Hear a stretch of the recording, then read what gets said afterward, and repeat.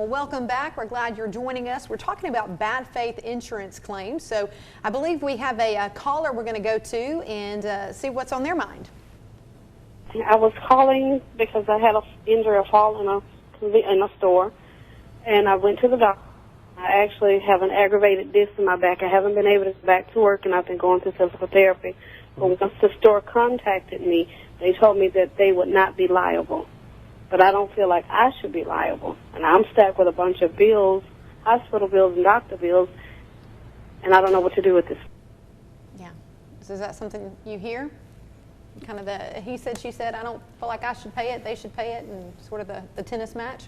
Absolutely, especially when you're dealing with the call from the adjuster right off the bat. You get that a lot.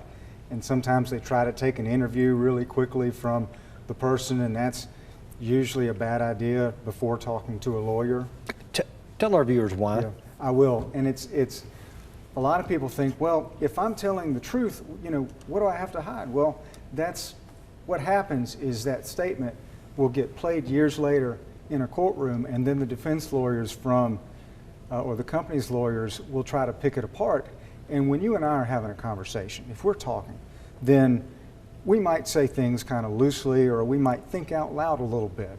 We might say, well, I was here. No, I was really here. Well, if you say things like that in a statement, then what will happen is years later, the lawyers might come back and they say, well, you said all these inconsistent things. And so what you really have to do in that situation is you need, if you can, meet with a lawyer first, and you need to make sure that you have any pictures that you can get together, if there's anything else, and make sure your memory is clear before you do anything like that, because it can be very, very dangerous.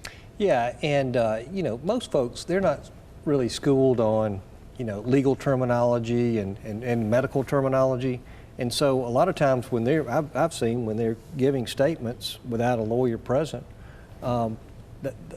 they'll be answering a question, but they'll think they're answering it one way, and it reads back a different way. They're answering it truthfully, but they just don't know the lingo, and so they end up getting caught, later on down the line, and they look bad. And I think that's what you're talking about in a sense. Yeah. Absolutely right.